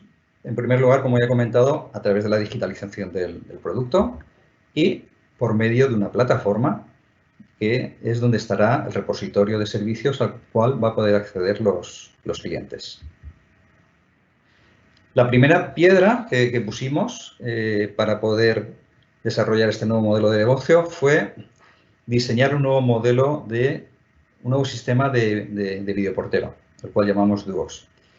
Este tipo de videoportero pues, recoge todas las necesidades que hemos ido recopilando debido a la evolución de los sistemas, debido a la evolución del mercado también. Es un sistema que se instala con solo 2 hilos, por lo cual cualquier cableado existente en instalación, sobre todo en una reposición de un sistema antiguo anterior nuestro, de la competencia, nos va a servir, con lo cual al instalador le simplifica mucho el instalador y también al cliente final pues, se va a ahorrar unos costes.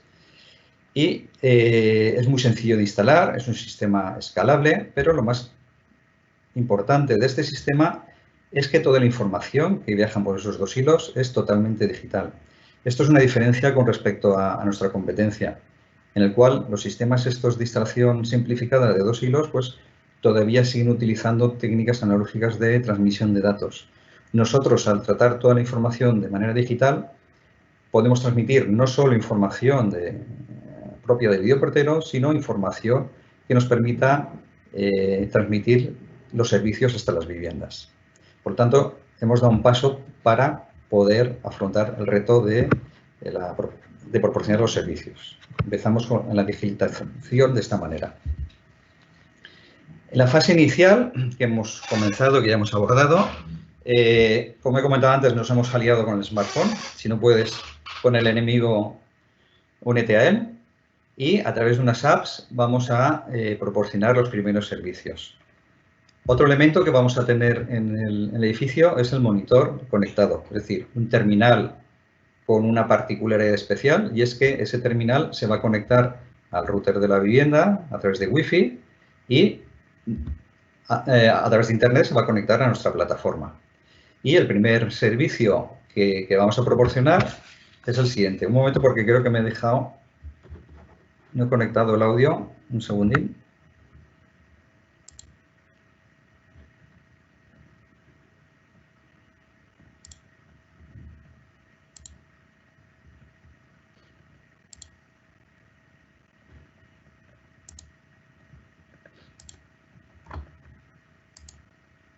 Perdón, se me había olvidado. Y el primer servicio que vamos a proporcionar, pues, es el que podemos ver aquí en este momento.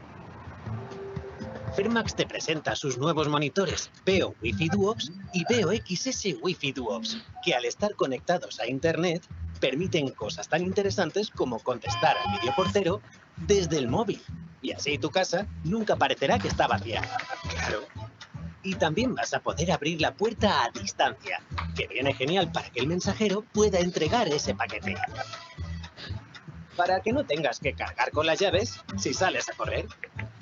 O simplemente, si no te viene bien levantarte. Así son los nuevos monitores Wi-Fi Duox. Y si lo piensas un poco, encontrarás 1000 razones para quererlos.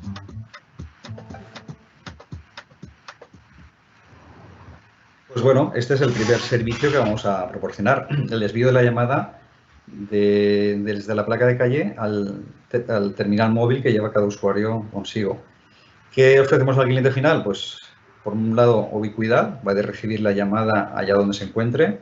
Esto, en los últimos tiempos, con el comercio electrónico, las compras por Internet, pues bueno, cada vez la gente lo está demandando más porque permite abrir la puerta al mensajero y dejar el paquete donde le digan, pues un cuarto, la puerta de la vivienda, etcétera, etcétera. Por otro lado, comodidad. Ya no es necesario levantarse a abrir la puerta cuando te llaman, cuando estás en el sofá viendo la película, porque desde el teléfono móvil la puedes abrir.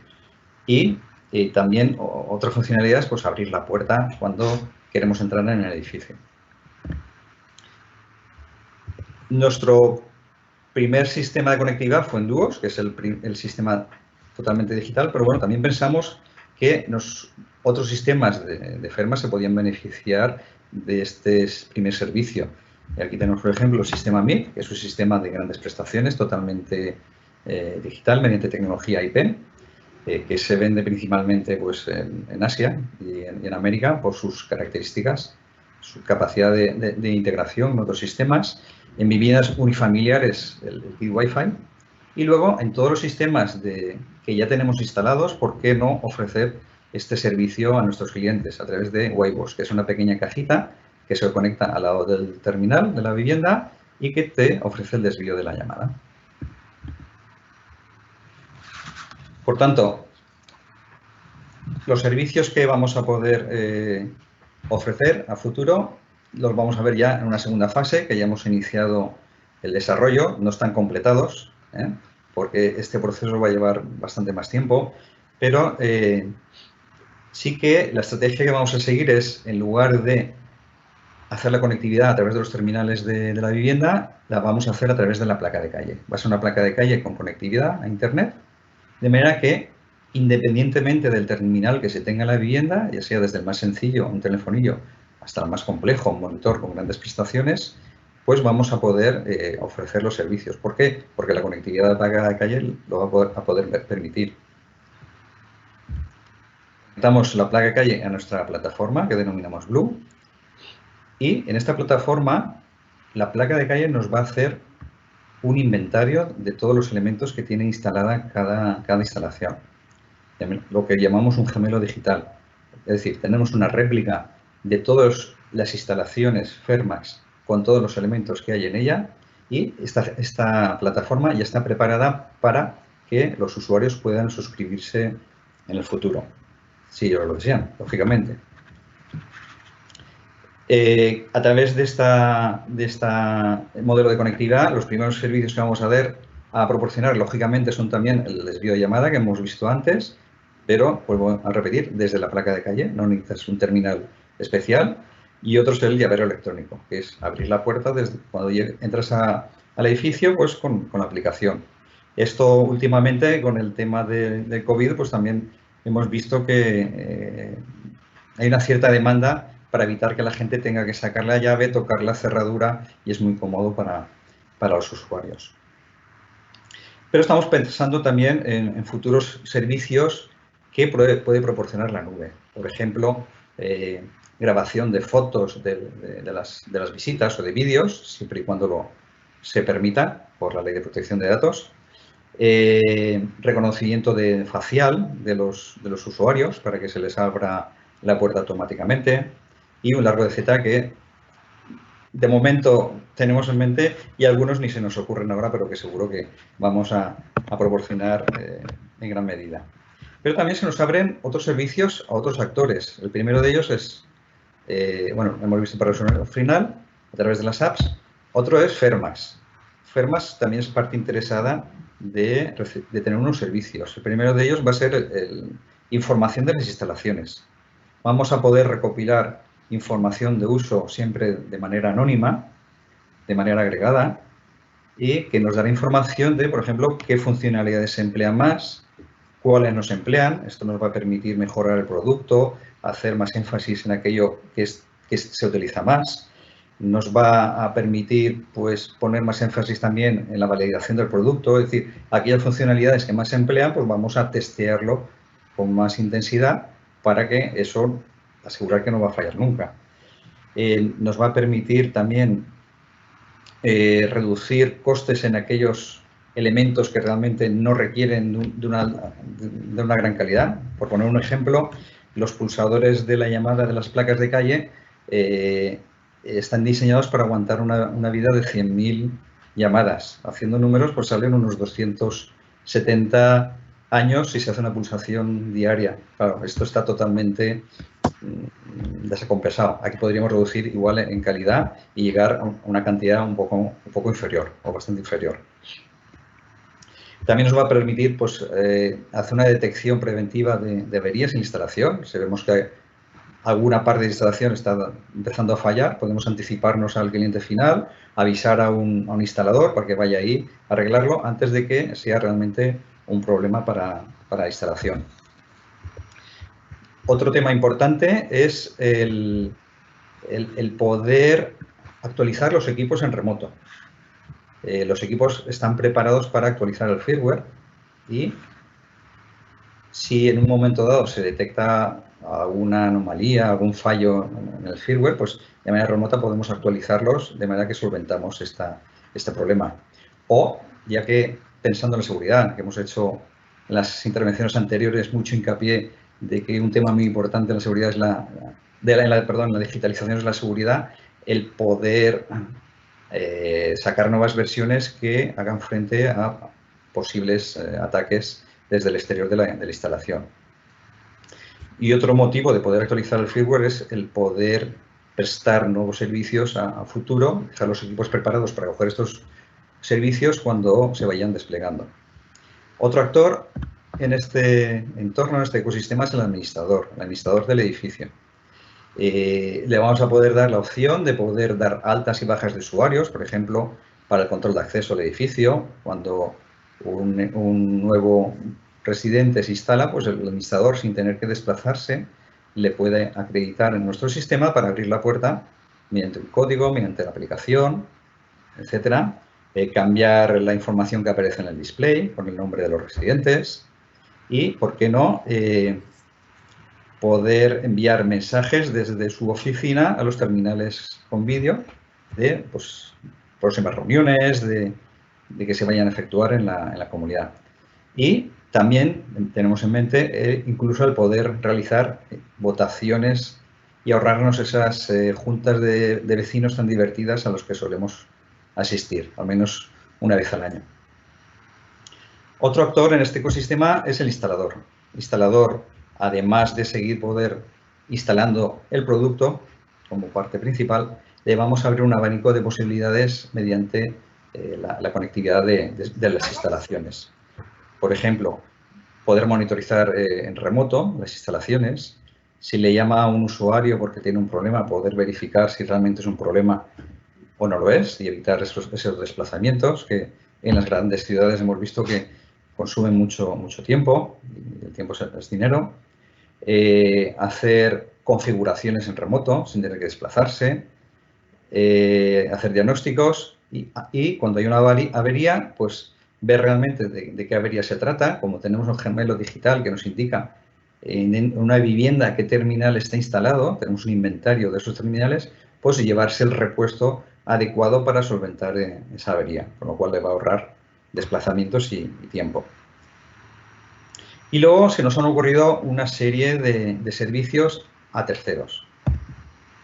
La manera de proporcionar esos servicios es a través de unas APIs que comunicarán las plataformas de esos terceros con nuestra plataforma. ¿Qué terceros son estos? Pues todos los que tengan interés en, de entrada, poder acceder al edificio. Como he comentado antes, pues la última milla, el comercio electrónico, los logísticos están muy interesados en poder llevar el paquete a la vivienda, hacerlo en un solo viaje, no tener que volver, hacerlo incluso por la noche cuando no hay tráfico, que recorta muchos esos tiempos. Bajamos la huella de carbono, de contaminación. Esto nos puede ayudar a mejorar toda esta cadena logística de una manera importante. Y luego, de cara a la Smart City, podemos dar también mucha información que se está produciendo en el edificio. Tenemos que pensar que en cada edificio tenemos instalados una placa de calle que observa su entorno, el entorno donde está instalado. Hay una cámara que nos puede dar información de la contaminación lumínica. Hay un micrófono que se utiliza normalmente para conversar con la vivienda que nos puede dar información de contaminación acústica. Podemos sensar la temperatura ambiente, ahora que es tan necesario crear esos mapas de calor de las ciudades por el problema del calentamiento global, pues todo esto nos puede ayudar para dar información a la ciudad. Y luego hay un tema muy importante también dentro de la Smart City, el poder facilitar el acceso al edificio para aquellos sectores, por ejemplo, en emergencias, los bomberos, cuando hay declarado un incendio, el poder abrir la puerta del edificio sin tener que tirar la puerta abajo. O el tema de la salud, el cuidado de ancianos, por ejemplo, el que se pueda desplazar la empresa encargada de estas personas y acceder de una manera sencilla al edificio, siempre y cuando se le dé el consentimiento por parte de los clientes. Y bueno, básicamente esta es nuestra presentación. No se puede hacer.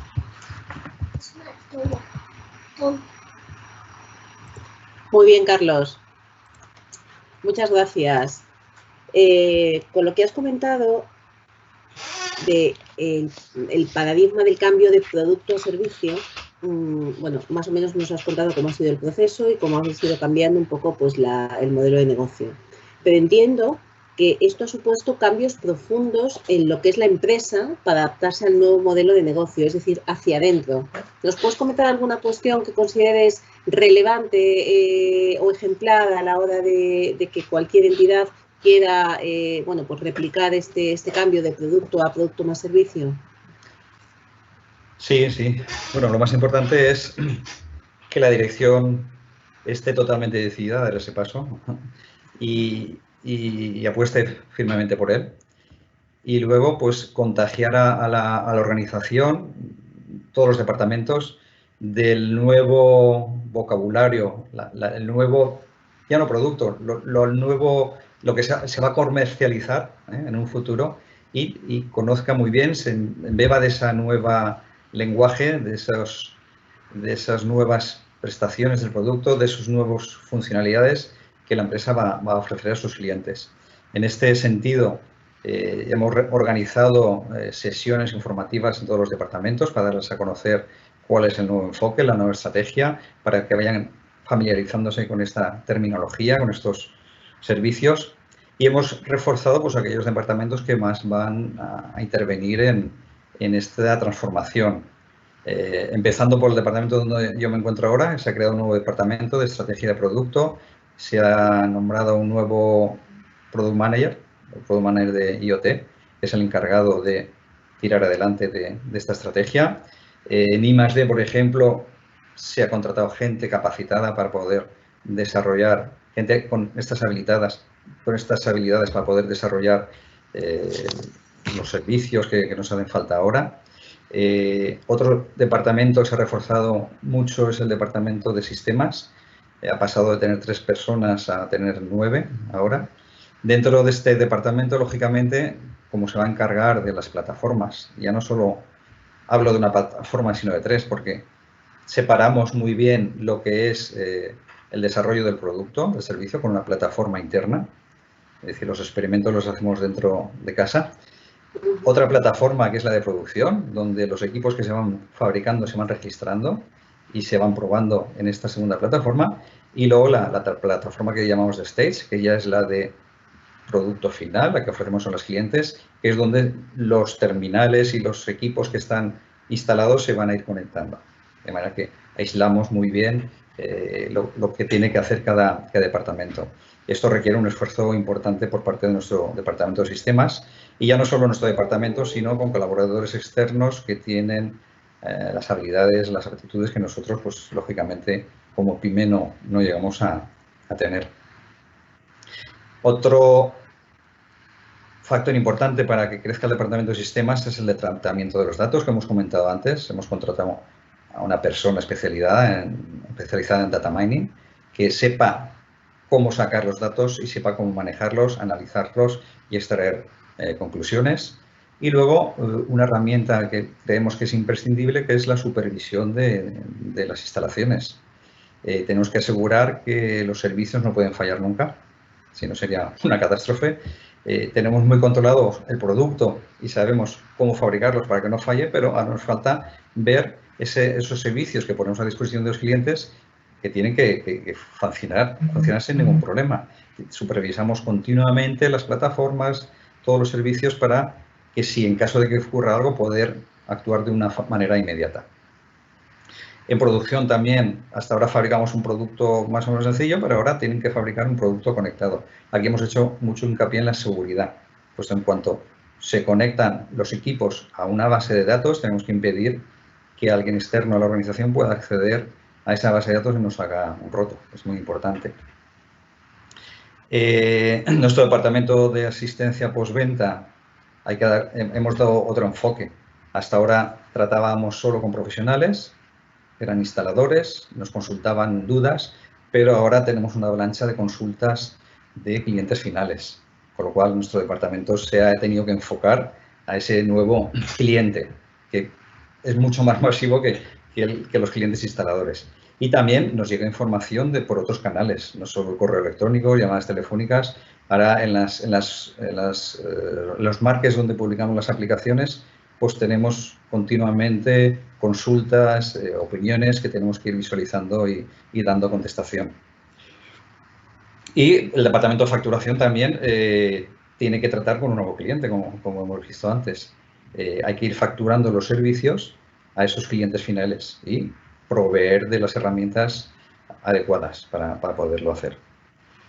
En definitiva, aparte de esta transformación, pues ha sido muy importante la inversión en infraestructuras, ¿vale? Montar servidores, contratar asesoramiento externo, front-end, API. Hemos tenido que desarrollar aplicaciones que hasta la fecha, bueno, teníamos unas cuantas, pero no con los requisitos que nos piden esta conectividad, con lo cual hemos tenido que ponernos las pilas en este sentido. Básicamente, esto ha sido la transformación que hemos tenido que llevar a cabo. Claro, sí. El tema de la transformación digital es hacia adentro y luego dar resultados, digamos, lógicamente hacia afuera, en lo que pones en el mercado. Muy bien, ahora si os parece voy a trasladaros algunas cuestiones. Pido a los ponentes que enciendan el micrófono y que vayan interviniendo, porque hay algunas preguntas más dirigidas, pero otras son más comunes. Joaquín, ¿tienes tú en cualquier caso algunas cuestiones que son muy puntuales en el chat? Luego, si quieres, las puedes responder, como si la red de instaladores es propia o es de terceros, bueno, algunas cuestiones más concretas. Pero os traslado alguna. Para todos, el que consideréis. José Antonio en su presentación ha hablado del what, del who y del why. Pero ¿qué hay del how much? ¿Es alto el coste de adopción de un sistema de gestión de digitalización para una empresa? Lo primero que tenemos que plantearnos es si es coste o es inversión. Entonces, yo creo que es tan crítico que no se puede considerar coste. O sea, es una inversión. ¿Cuánto? A lo largo de mi presentación os he dicho que está específicamente pensado para que sea cada empresa y cada sector quien decida, y cada caso de uso, quien decida qué es esencial para ellos y qué no lo es. Y eso implica, y lo hemos hecho precisamente por eso, y específicamente pensando en las pymes, por ahorro de costes. Aplicando esta metodología, las empresas se centran en aquello de lo que pueden obtener un retorno. O sea, no debería ser una inversión excesiva, considerando que ya no es una cosa opcional, es una cosa obligatoria.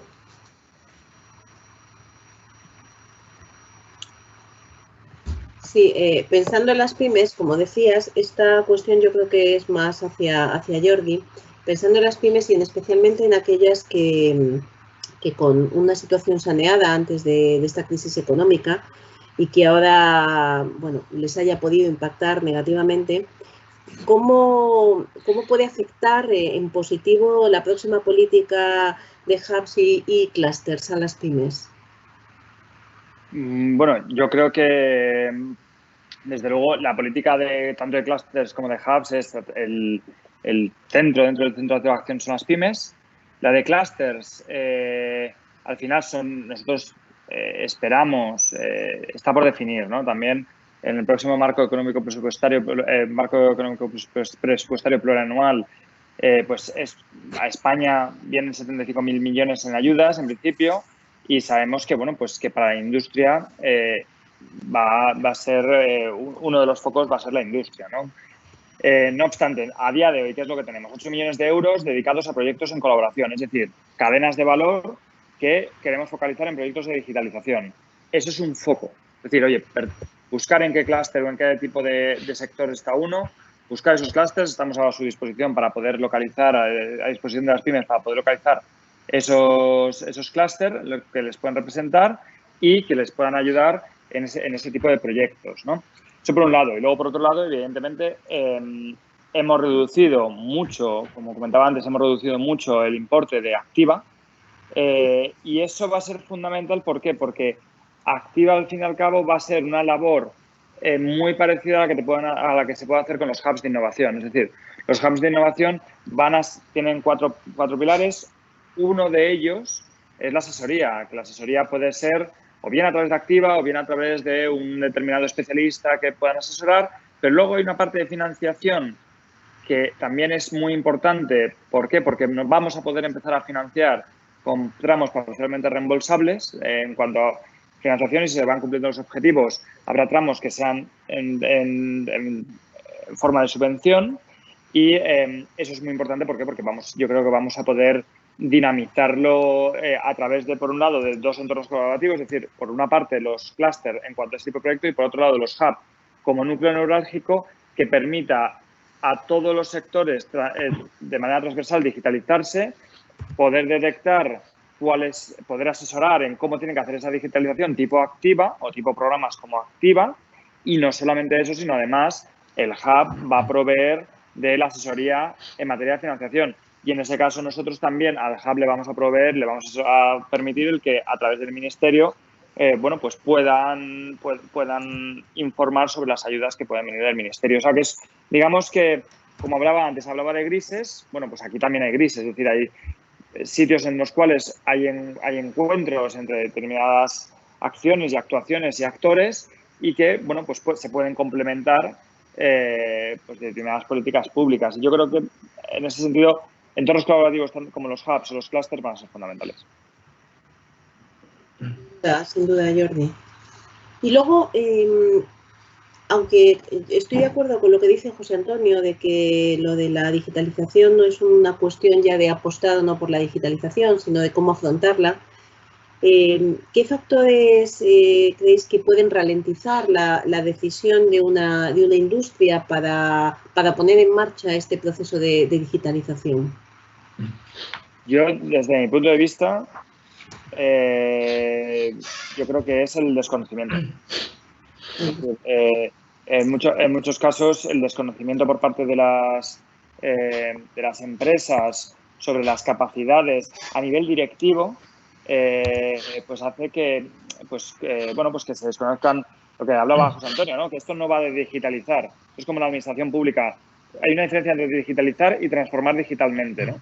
Y sí que al máximo nivel se debe contar dentro de la dirección con personas que tengan unos conocimientos profundos sobre la digitalización y sobre cómo aplicar esa digitalización al negocio y cómo transformar digitalmente el negocio. Carlos, no sé si alguno de los otros... Sí, yo creo que también aquí un factor importante es el que he comentado antes, el que toda la organización esté contagiada y convencida de que la digitalización va a ser buena para la empresa. Y eso pasa por dar una formación a todos los niveles, en todas las escalas, y convencer y que la gente esté convencida de que esto va a ir adelante y va a ser bueno para la empresa. Porque si alguna parte de la organización no está convencida, esto puede hacer zozobrar el barco, ¿eh? Es muy importante. Y yo creo que también hay otros factores, por ejemplo, el miedo a entrar en la digitalización. Se tiene el concepto de que cuanto más digital es tu producto, más expuesto estás, ¿eh? Entonces, la gente tiene miedo a exponer su producto y que le ataquen por todos los lados, ¿eh? Esto es un factor muy importante. La inversión también, la inversión en ciberseguridad que hemos comentado. Y luego también depende también del sector en el que se encuentra la empresa. Hay sectores en que se encuentran a gusto las empresas. Unas se vigilan a otra dentro del mismo sector y mientras una no acelera, pues la otra va aguantando el ritmo y tampoco se lanza.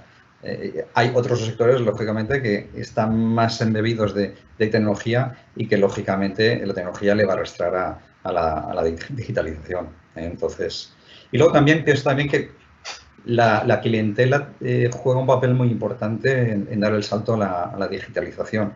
Si tienes una clientela clásica, conformista y no tienes esa necesidad de digitalización, pues probablemente tú no te vas a mover y mientras estés en tu zona de confort, digamos, la empresa no va a dar ese paso adelante. Muy bien. Pues muchas gracias, Carlos, y muchas gracias a todos, especial a los ponentes, a Jordi, a Carlos y a José Antonio. Y muchísimas gracias también a todos los oyentes, tanto los de aquí más cerca como los de Latinoamérica, que olvidé saludarles al inicio, pero sé que hay varios conectados. Como he dicho, publicaremos el evento en la página web de la Asociación Española de Normalización. ¿Se ha quedado alguna cuestión, especialmente alguna relativa a la relación de todo este proceso con el Esquema Nacional de Seguridad y alguna cuestión de ciberseguridad? Abordaremos estas cuestiones en el 5º encuentro UNE, que se celebrará la semana que viene, el miércoles, a las 5:30. Como dije al inicio, va a haber dos encuentros relativos a ciberseguridad. El primero es desde el enfoque de la necesidad de los sectores de afrontar la ciberseguridad como un capítulo posiblemente de la transformación digital. Y un 6º encuentro el 17 de junio, en el que vamos a presentarle el escenario, el marco regulatorio, el principal marco regulatorio donde se tienen en cuenta aspectos de ciberseguridad de carácter horizontal. Por mi parte, nada más. Espero que el encuentro, las conclusiones y los contenidos compartidos hayan alcanzado las expectativas de todos los que han estado oyéndonos. Muchísimas gracias y hasta el miércoles que viene. Hasta luego. Gracias a vosotros. Hasta luego, gracias. Hasta luego.